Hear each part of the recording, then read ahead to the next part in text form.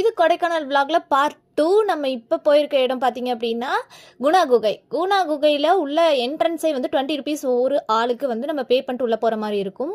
ரொம்பவே சில்னஸாக ஆகிடுச்சு. நாங்கள் போன டைம் அப்படி ஆஃப்டர்நூன் ஒரு 2 o'clock அந்த மாதிரி போயிருந்தோம். இங்கே வந்து இந்த மங்கீஸ்க்கெல்லாம் வந்து ஃபுட் இல்லாமல் ரொம்பவே பரிதாபமாக இருந்தது. ஆனால் வந்து யாருமே போடவும் கிடையாது. இதில் என்ன ஸ்பெஷல் அப்படி இந்த குணா குகையில் அப்படின்னு பார்த்தா, நான் ஏதாவது பெருசாக இருக்கும்ல, இந்த படத்தில் வர மாதிரி ஏதோ ஒரு குகை இருக்கும், அதுக்குள்ளே போகிற மாதிரி இருக்கும் அப்படி தான் நான் நினச்சிருந்தேன். ஆனால் வந்து அங்கே அந்த மாதிரி எதுவுமே கிடையாது. சுற்றி சுற்றி மரம், யூக்கலிப்டஸ் மரம் மட்டுமே இருந்துச்சு. அது எல்லாமே ரொம்ப ஹைட்டில் இருந்தது. அதோட வேர் என்ன இருக்குது, அந்த மரத்தோட வேர் அப்படின்னா மேலே வந்திருக்கு. மண் கம்மியாகி இப்படி வேர் மட்டும் அதிகமாக வந்ததுனால இதில் நின்று அதிகமான பேர் ஃபோட்டோஸ் எடுத்துக்கிட்டாங்க. இருக்க ரொம்ப மிஸ்ட் ஃபார்ம் ஆனதுக்கப்புறம் நாங்கள் அங்கேருந்து கிளம்பிட்டோம். இது யூக்கலிப்டஸ் பூ. நான் இதை ஃபஸ்ட் டைம் பார்க்குறேன். மரம் மட்டும் தான் இவ்வளோ நாள் பார்த்துருந்தேன்.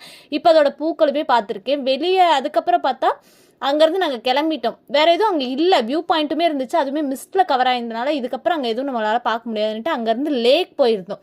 சாப்பிட்டு முடிச்சுட்டு லேக்கு போய் லேக் போகிறப்ப கிட்டத்தட்ட 5 o'clock ஆகிடுச்சு. இங்கேருந்து நம்ம தாத்தா வீட்டுக்கு போகணும் அப்படின்னா ஒரு 6-7 போனால் மட்டும்தான். ஏன்னா அது ஃபுல்லாக ஃபாரஸ்ட் ஏரியா. நம்ம வெஹிக்கிள் கூட உள்ள அலோவ் கிடையாது. அங்கேருந்து ஜீப்பில் தான் நம்ம போகிற மாதிரி இருக்கும். ஏன்னா ஸ்லோப்பாக இருக்கும் இடம் எல்லாம். சரி, அதுக்குள்ளே போயிடணுங்கிறனால லேக்கு ஒரு ரவுண்ட் அடிச்சுட்டு பிரியான் பார்க்குன்ட்டு ஒரு பார்க் இருந்தது. ஃபுல்லாகவே ஃப்ளவர்ஸ் இருக்கும், வான்னு சொல்லி கூப்பிட்டு போயிருந்தாங்க. அப்படி தான் ஏதோ பெருசாக செடி இருக்க போதாக்கும் அப்படின்னு நினச்சிட்டு இங்கே ஒரு 25 ருபீஸ் பெர் பர்சனுக்கு 25 பே பண்ணி உள்ளே போயிருந்தோம். நாங்கள் வந்து சீசன் அப்படி உள்ள எந்த ஃப்ளவருமே கிடையாது. பிளான்ட்டுமே எல்லாம் பரிதாபமான நிலமையில இருந்துச்சு. ஏன்னா ஃபுல்லாக மிஸ்ட்டு, ஃபுல்லாக பனிங்கிறப்ப பூக்கள் வந்து அதிகமாக இருக்காது. ஆனாலுமே டூரிஸ்டோட கூட்டம் வந்து கொஞ்சம் நஞ்சம் கிடையாது. ரொம்ப கூட்டம், ரொம்ப க்ரௌடு. இந்த ஃப்ளவர் வந்து எல்லா இடத்துலையுமே இருந்தது. இது அண்ணா வீட்டிலேருந்து ஒரே ஒரு சின்னதாக வேரோட கூட கொண்டு வந்து நானும் வச்சுருக்கேன். எந்த டைம் வேணாலும் பூ பூக்கும். வின்டர், மான்சூன் எல்லாத்துலேயும் பூ இருக்கும் அப்படின்னு சொல்லியிருந்தாங்க. சரின்னு சொல்லி அதில் அந்த ஒரு கட்டிங் மட்டும் நான் எடுத்துகிட்டு வந்திருந்தேன். இந்த பார்க்கில் வந்து இந்த ஒரு மங்கியோட இது இருக்கும், ஸ்கல்ப்சர் இருக்கும். அங்கே உட்காந்து ஃபோட்டோ எடுத்துக்கலாம். அதே மாதிரி வியூஸுமே இங்கே நல்லா இருந்தது. நிறையா ஃப்ளவர் இருக்க டைமில் கண்டிப்பாக வந்திருந்தோம் அப்படின்னா இன்னுமே சூப்பராக இருந்திருக்கும். நிறைய பேர் தெரியாத செடிகள், பேர் தெரியாத பூக்கள் வந்து நிறையா இருந்தது.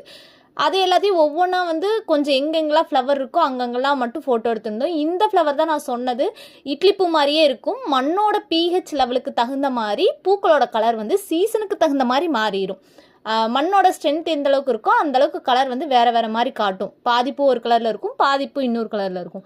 அந்த ஸ்பெஷாலிட்டி வந்து இந்த பூவில் இருக்குது. இதோட கட்டிங்ஸ் நிறையா பேர் கேட்டிருந்தீங்க. நான் இந்த ஊர்லேருந்து அண்ணா வீட்டிலேருந்து எடுத்துகிட்டு வந்து இப்போ தான் வச்சுருக்கேன்.